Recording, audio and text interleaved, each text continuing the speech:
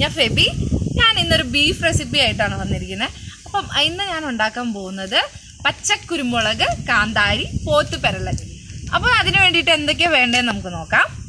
Beef ഇവിടെ ഞാൻ 1/2 കിലോയാണ് എടുത്തിരിക്കുന്നത്. നമുക്ക് കുരുമുളക് വേണം, നല്ല പച്ച കുരുമുളക്. ഞാൻ ഇവിടെ 1 പിടി എടുത്തിരിക്കുന്നത് കേട്ടോ. അപ്പം നിങ്ങളുടെ കൈക്ക് 1 പിടി എടുക്കുക. പിന്നെ ഇവിടെ ഞാൻ കാന്താരി എടുത്തിട്ടുണ്ട്. ഞാനിവിടെ എടുത്തിരിക്കുന്ന വെള്ളക്കാന്താരിയാണ്. അപ്പോൾ ഞാനൊരു 10-12 എണ്ണം എടുത്തിട്ടുണ്ട്. നിങ്ങളുടെ എരിവിനനുസരിച്ച് കൂട്ടുകയും കുറയ്ക്കുകയും ചെയ്യാം. പിന്നെ ഇവിടെ എടുത്തിരിക്കുന്നത് വെളുത്തുള്ളിയാണ്. ഞാൻ ഇത് ചെറിയ അല്ലി ആയതുകൊണ്ട്, ചെറിയ കുടം ആയതുകൊണ്ട് ഞാനൊരു 1.5 കുടമാണ് എടുത്തിരിക്കുന്നത്.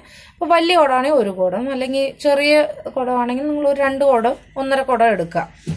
പിന്നെ എടുത്തിരിക്കുന്നത് കറിവേപ്പിലയാണ്. നമുക്ക് ചുമന്നുള്ളി ഞാനിവിടെ ഒരു 13 എണ്ണം എടുത്തിട്ടുണ്ട്. ഇത് വലുതാണ്, അത്യാവശ്യം ഒരു മീഡിയം സൈസാണ്. അതുകൊണ്ട് ഞാൻ ഒരു 10-13 എണ്ണം എടുത്തിട്ടുണ്ട്. ഇനി കുഞ്ഞിതാണെങ്കിൽ നിങ്ങൾ കുറച്ചുകൂടെ കൂട്ടിയെടുക്കണം. ഇച്ചിരി കൂടെ വലുതാണെങ്കിൽ കുറച്ചും എടുക്കാം കേട്ടോ.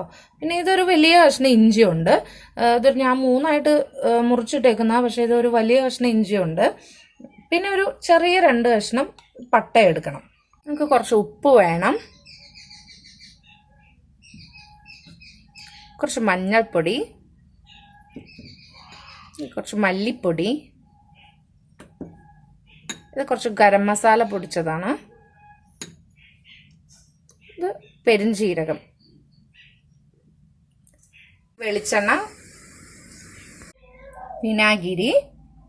നമ്മൾ കുക്ക് ചെയ്യുന്നതിന് മുമ്പ് നമ്മുടെ ബീഫ് ഒന്ന് മാരിനേറ്റ് ചെയ്തെടുക്കണം. അതിന് വേണ്ടിയിട്ട് നമ്മൾ നേരത്തെ എടുത്ത് വെച്ച കുരുമുളകും കാന്താരിയും കൂടെ ഞാൻ അരച്ചെടുത്തതാണ്. ലേശം വെള്ളം ചേർത്തിട്ടുണ്ട്. അപ്പോൾ അത് ഈ ബീഫിലോട്ട് ഒഴിക്കുക.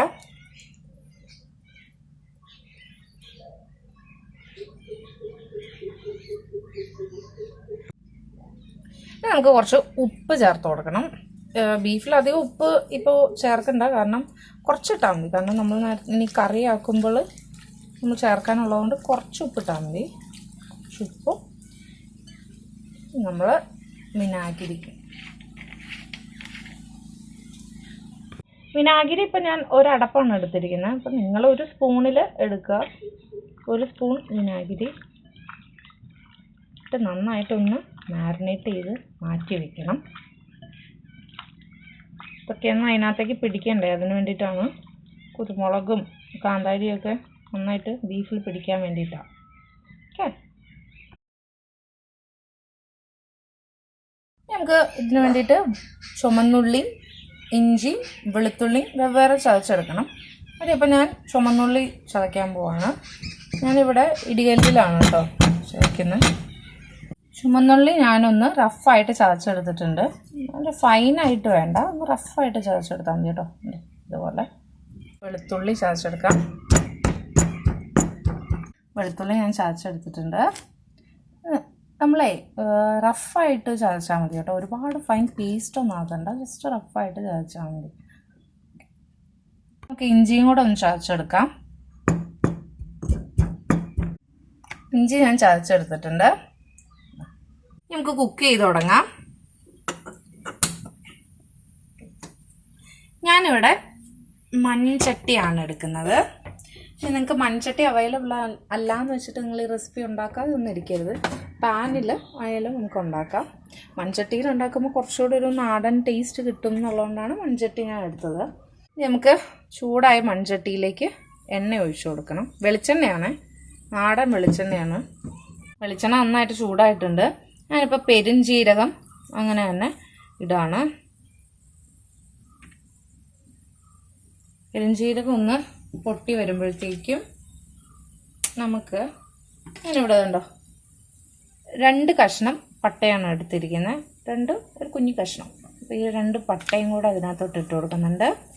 ഇത് ജസ്റ്റ് ഒന്ന് ചൂടാവട്ടെ. ഇത് ചൂടാകുമ്പോൾ ഇതിൻ്റെ ഫ്ലേവറും സ്മെല്ലും ഒക്കെ റിലീസാവും. ഇതുവരെ ഒന്ന് ഇളക്കി കൊടുക്കുക. പെരുംജീരകം ഞാൻ ഒരു ടീസ്പൂണാണ് എടുത്തിരിക്കുന്നത് കേട്ടോ.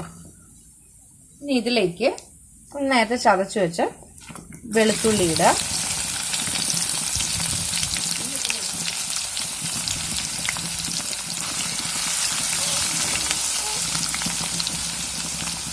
ഇതിലേക്ക് ഇഞ്ചി കൂടെ ചേർക്കണം. ഇനി നന്നായിട്ട് മൊരിഞ്ഞ് വരണം. ഇപ്പോൾ ഇഞ്ചിയും വെളുത്തുള്ളിയും നന്നായിട്ട് മൊരിഞ്ഞിട്ടുണ്ട്. ഇതിലേക്ക് ഞാൻ നേരത്തെ ചതച്ച് വെച്ച ചുമന്നുള്ളി ഇടാൻ പോവാണ്.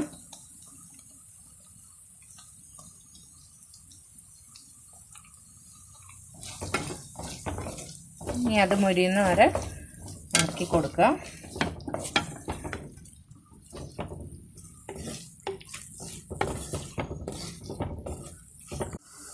ചുമന്നുള്ളി നന്നായിട്ട് മൂത്തിട്ടുണ്ട്.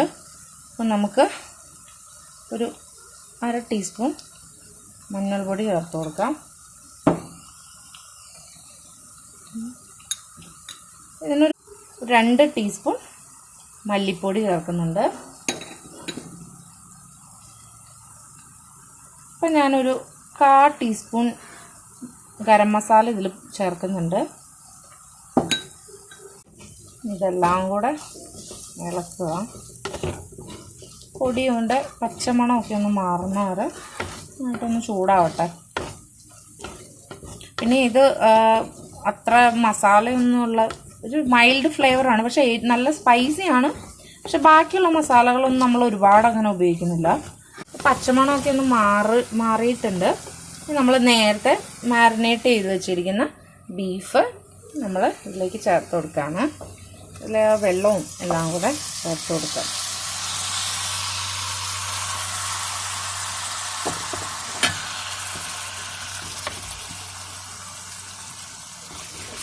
നേരത്തെ പറഞ്ഞ പോലെ ഇതൊരു പെരളനാണ്. അപ്പം നമുക്ക് ചെറിയൊരു പെരളൻ രൂപത്തിൽ കിട്ടാൻ വേണ്ടി കുറച്ച് വെള്ളം കൂടെ എക്സ്ട്രാ ആഡ് ചെയ്യേണ്ടി വരും. ഒരു ചെറു ചൂട് വെള്ളം ആഡ് ചെയ്ത് കൊടുക്കാം കേട്ടോ.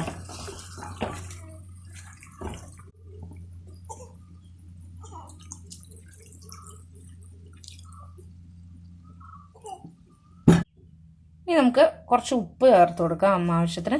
പിന്നെ ഓർക്കണം, നേരത്തെ നമ്മൾ മാരിനേറ്റ് ചെയ്തപ്പോൾ ഉപ്പ് ഇട്ടതാണ്. അപ്പോൾ കുറച്ച് ഉപ്പ് ചേർത്ത് കൊടുക്കുക. ഇനി ഒരു തണ്ട് കറിവേപ്പില ഞാൻ അങ്ങനെ തന്നെ വെക്കുന്നുണ്ട്. ഇനി ഇതൊന്ന് മൂടി വെച്ച് വേവിക്കണം.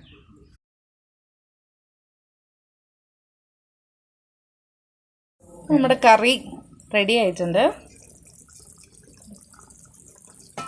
ആഹാ, നല്ല മണമൊക്കെ വരുന്നുണ്ട്. നമ്മുടെ കറി റെഡി ആയിട്ടുണ്ട്. നല്ല കളറൊക്കെ ഉണ്ട്, നല്ല പച്ച കളറാണ്, നല്ല മണവും വരുന്നുണ്ട്.